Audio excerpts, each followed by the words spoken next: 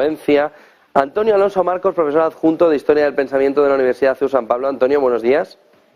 Muy buenos días. ¿Cómo calificar a la reunión de Moldavia y qué es ese nuevo instrumento, herramienta, parlamento, comisión? ¿Qué es eso que está montando Europa? Bueno, pues la pregunta es muy pertinente porque estamos asistiendo en los últimos, por lo menos 10 años, al surgimiento de instituciones paralelas a lo que ya conocíamos y que son instituciones o reuniones o foros en los que realmente se deciden los temas, que son luego lo que se decidirá en las instituciones que ya conocíamos. Por ejemplo, está la Conferencia de Seguridad de Múnich, la Conferencia GlobalSec, el Foro de Valdai. En fin, hay una serie de foros y de reuniones en las que se toman realmente las decisiones y luego en las instituciones que ya conocemos habitualmente, o hasta ahora, las que son más famosas, pues ahí ya, digamos, se ponen sobre el papel, negro sobre blanco. Pero esto yo creo que más bien vendría a sustituir a la OSCE, sería una especie de OSCE, Organización para la Seguridad y Cooperación en Europa, pero sin Rusia y Bielorrusia, lógicamente, sin los países de Asia Central y sin Canadá y Estados Unidos, ¿vale? Entonces sería una especie de plataforma impulsada por Francia el año pasado. Esta es la segunda cumbre, tampoco es una cosa, digamos, que tiene mucho rodaje, pero que va tomando su importancia, tiene un poder de convocatoria impresionante, de tal manera que casi 50 jefes de Estado y de Gobierno se han dado cita en una ciudad de Moldavia, a escasos 20 kilómetros de Ucrania, precisamente para hablar de temas de seguridad, sobre todo temas de seguridad, y luego también pues de cooperación en materia de infraestructuras, de energía, etcétera, que por otro lado también afecta a los temas de seguridad, pero principalmente para hablar de temas de seguridad. Ya digo, es una OSCE, una especie de OSCE, Organización para la Seguridad y Cooperación en Europa. La CSCE nació en el año 75, ya ha pasado mucho tiempo, se transformó en OSCE en el año 94, si no recuerdo mal, y ahora pues la quieren sustituir por otro tipo de plataforma, no lo llaman organización, lo llaman Comunidad Política Europea. En principio Macron lo impulsó esto pensando en una refundación de la Unión Europea, pero claro, si en esa refundación de la Unión Europea no solo incluyes a los países de la Unión Europea, sino a todos los países de Europa, incluido a Mónaco, San Marino, Andorra, etcétera, pues obviamente a quien se quiere sustituir no es a la Unión Europea, sino a la OSCE, ¿no? Y aquí el problema, digamos, viene de que la OSCE es un sitio donde está Rusia permanentemente, está Estados Unidos, y cuando se concibió esto y se le dio un fuerte impulso en el año 75 en el Acta de Helsinki, por ejemplo, era un momento de entendimiento entre Estados Unidos y la entonces Unión Soviética, que eso hay que ponerlo pues en valor, ¿no? Hay que darle el valor que tiene. Pero ahora precisamente estamos en la dinámica contraria, que es cerrar puentes, cerrar puertas, cerrar todo canal de comunicación y de entendimiento posible entre Rusia y Estados Unidos, lo cual es una locura. Primero, porque en un mundo dominado por la economía y por la globalización no tiene ningún sentido. Y segundo, pues por una razón muy sencilla, pues porque si se rompen los canales diplomáticos de diálogo, ¿cuál es el único otro instrumento que nos queda para dialogar entre Estados? Pues o la guerra económica o la guerra sobre el terreno, como estamos viendo en Ucrania. Cuando se cierran los canales, digamos, pacíficos, para la resolución pacífica de controversias, lo único que queda es liarse a palos. Entonces es una mala noticia que en este foro no se incluya a Rusia, lógicamente, pero es que el foro está hecho, precisamente esta reunión, la de ayer de Moldavia, está hecha para escenificar la unidad del continente europeo contra el agresor ruso. Entonces repiten todos los mantras de un orden global basado en normas. Por favor, grábense esa frase o esa expresión porque la repiten constantemente. Y yo cuando una expresión la repiten constantemente, pues no sé, me resulta curioso, ¿no? Habrá que averiguar cuál es el origen de esa expresión, ¿no? Y luego también esta otra expresión que aparece en el Global Compass, el documento de estrategia de la Unión Europea, que es la agresión no provocada e injusta por parte de Rusia, de unprovoked and unfair aggression from Russia, ¿no? Entonces, esas dos expresiones las utilizaron ayer hasta la saciedad, ¿no? Entonces, es una reunión en la que se escenifica la unidad del continente europeo contra el agresor ruso. O querían hacerlo, porque lógicamente, si está Hungría en esa reunión, pues no mantiene una posición alineada 100% con lo que dice Bruselas. Si está Armenia en esa reunión, que también, pues no mantiene una posición 100% con Bruselas. Turquía, lo mismo. Azerbaiyán, lo mismo, ¿no? Georgia, pues más o menos, pero tampoco 100% con lo que dice, con lo que le pide Bruselas. Sobre todo que ayer Zelensky también estaba en esta reunión, lógicamente. Una vez más sale fuera de Ucrania para pedir, lógicamente, digamos, todo lo que necesita para continuar la guerra, o, como digo yo, para continuar la picadora de carne, porque eso es lo que está haciendo Zelensky, básicamente. A lo mejor alguno pensará, es que no le queda otra opción más que tirar hacia adelante hasta el último ucraniano. Bueno, pues a lo mejor eso es una opinión.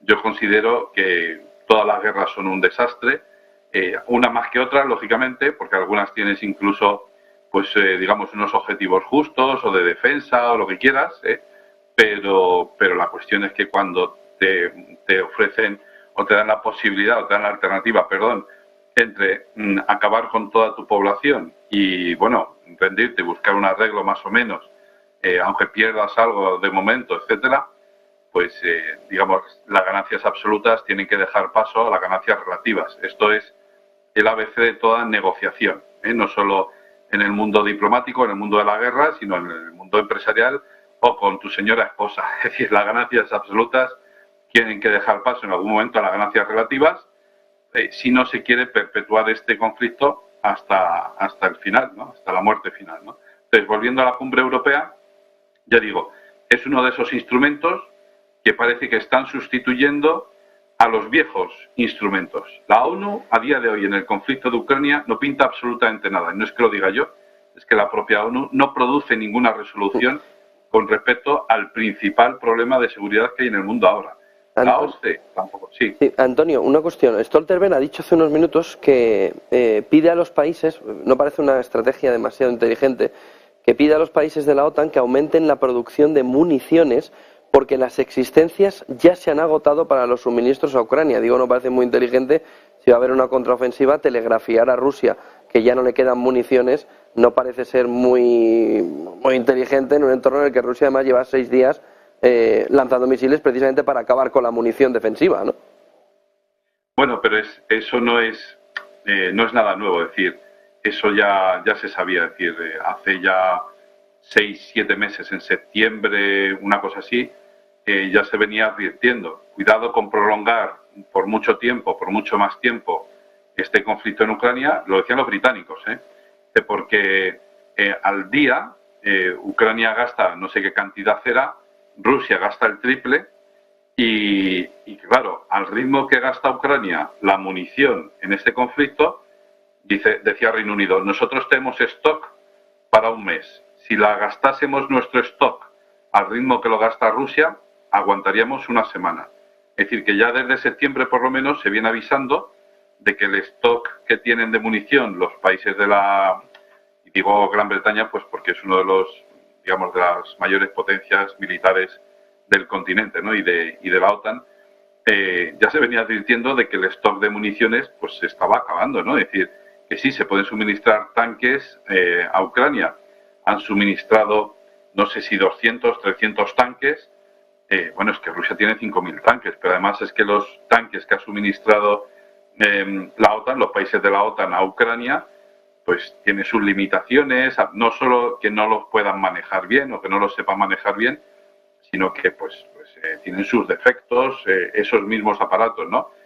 Entonces, por eso Zelensky escala, ¿no? Y pide ya aviones de combate. Aviones de combate que lógicamente no sirven solo para defender el espacio aéreo de Ucrania, sino para hacer incursiones en Rusia. Y ahí de nuevo tenemos el peligro de la escalada, ya no solo vertical, que esto es por supuesto utilizar armamento distinto y mejor o más mortífero, como es el ejemplo del caso de los F-16, sino una escalada horizontal, que se expanda, que sobrepase los límites del territorio ucraniano. Ha habido pequeñas incursiones, yo creo que en comparación con lo que está sucediendo en Ucrania son bastante anecdóticas, muy limitadas, si se quiere decir así, pero claro, si ya se utilizan F-16 para salir del espacio aéreo ucraniano y hacer incursiones en territorio ruso, no de las repúblicas de Donetsk y Lugansk, no en Crimea, que es territorio considerado por Rusia, ruso por Rusia o ucraniano por Ucrania, sino digo Rusia, es decir, lo que hace 20 años era Rusia, sin ningún tipo de dudas. Pues si se utilizan esos F-16 para hacer incursiones en territorio ruso, qué duda cabe de que Rusia en ese momento ya hasta aquí ha llegado nuestra paciencia, lo sentimos mucho, esto no es contra Ucrania, esto es contra la OTAN, ¿no? Porque sin la OTAN Ucrania no se habría atrevido a hacer esto y no habría utilizado esto porque no los tiene. Entonces, Rusia no creo yo, que entenderá que no se puede entender cándidamente que nosotros se los dimos, pero nos prometieron que no los iban a sacar de Ucrania. Bueno, si usted se lo cree, adelante, pero no es creíble que usted diera por bueno ese argumento, ¿no? Entonces, digo, eso es un peligro y se le suministrará, porque la tendencia o la dinámica que se viene utilizando con los tanques, pues es la misma que se está aplicando ahora con los F-16. Primero no te los doy y luego pues ya van cediendo algunos países y luego esos países van convenciendo al resto de países para apoyar esa iniciativa de que se les pase los F-16 a Ucrania. Pues cuidado con eso, porque eso es una escalada vertical de la guerra, del conflicto, pero también llevará seguramente una escalada horizontal del conflicto, se expandirá más allá de las fronteras ucranianas y eso, para bien o para mal, más bien para muy mal, nos afectará a nosotros de lleno. Cuando digo nosotros es España, no, porque afectará a los países de la OTAN y entonces, por supuesto, habrá que responder, ¿no? Solo una cuestión más. Está China, sobre todo a través de su representante, ¿no? De ese enviado chino a ver las opciones de paz, Li Hui, intentando ver, dice que las partes del conflicto ucraniano enfrentan dificultades en las negociaciones, pero que Beijing está lista para hacerlo y Rusia, Ucrania y los países de la Unión Europea ya le expresaron su deseo de una solución pacífica. ¿Hasta qué punto la mesa de negociación que está intentando impulsar China tiene opciones de salir en el entorno actual? Bueno, yo creo que hay varias mesas de negociación, no solo una iniciativa de diálogo, de negociación para la paz. Está la China, está la Vaticana y seguro que los israelíes también están haciendo algo, los indios puede que también. Si la cuestión es solo una, y es que Ucrania no decide por sí misma. Es decir, si a Ucrania, como dijo Borrell hace poco, si nosotros quisiéramos, la guerra se acabaría hoy. Exactamente es eso. Si los países de la OTAN, incluido Estados Unidos, deciden que la guerra se acaba, la guerra se acaba. Es decir, Ucrania no tiene capacidad de decisión. Cuando te sientas a negociar con alguien que no tiene capacidad de decisión, pues estás perdido, porque tú puedes hablar de las flores, de la miel y de las abejas, pero poco más. O sea, si tú no tienes capacidad de decisión, puedes llegar a muchos acuerdos, pero son acuerdos en falso, porque quien los tiene que ratificar muy probablemente no lo vaya a hacer. Entonces, por lo tanto, esperanzas siempre hay, pero lo único que puede, bueno, no lo único, pero yo creo que lo principal que puede hacer cambiar de opinión a Ucrania para acceder a esas ganancias relativas que estábamos hablando antes, es verse entre la espada y la pared y decir, mira, es que más allá de esto no vamos a conseguir y por lo tanto no merece la pena seguir invirtiendo dinero, sufrimiento, hombres, etcétera, en esta guerra, ¿no? Es lo que se llama el punto álgido del conflicto, ¿no? En lo que en la teoría de los conflictos se llama el ciclo vital de los conflictos, está ese punto álgido del conflicto en el cual al menos una de las dos partes llega al convencimiento de que es inútil seguir echando hombres y dinero y armas en ese conflicto. Y por lo tanto, eso es lo único que va a convencer a Ucrania de seguir adelante. El resto, la iniciativa china, eso a Ucrania le da igual, insisto, porque no tiene capacidad de decisión. A lo mejor, si lo ponemos sobre la mesa, está muy bien, es muy racional todo lo que dice China, es muy aceptable y tal, pero es que Ucrania no tiene capacidad de decisión y a quien hay que convencer es a los americanos. En cuanto los americanos digan ok, está todo resuelto. Entonces, China está apuntando, si está queriendo sentar a negociar a Rusia y a Ucrania, está apuntando mal. O mejor dicho, habría que incluir en esas negociaciones físicamente a americanos, porque si no, son negociaciones inútiles. Pueden acordar lo que sea el Vaticano, imaginemos, ¿no? El Vaticano, pues con este mediador y con este otro, llevan correos de un sitio para otro, se van trasladando mensajes, es inútil, porque en la misma mesa hay que sentar a rusos y ucranianos, que lo hacen desde el principio del conflicto, lo vienen haciendo, pero además hay que incluir a los americanos, porque si no, ya digo, es hablar por hablar, es hablar por hablar. Muchísimas gracias por toda esa fotografía, Antonio Alonso Marcos, profesor adjunto de Historia del Pensamiento de la Universidad de San Pablo. Buen día y buenas clases. Bueno, ya no, ya están los niños de exámenes, buenos exámenes. Sí, así que ahora a corregir. Buen fin de semana, Antonio. Buen fin de semana. 10 de la mañana, en una fotografía de mercado alcista, IBEX 35.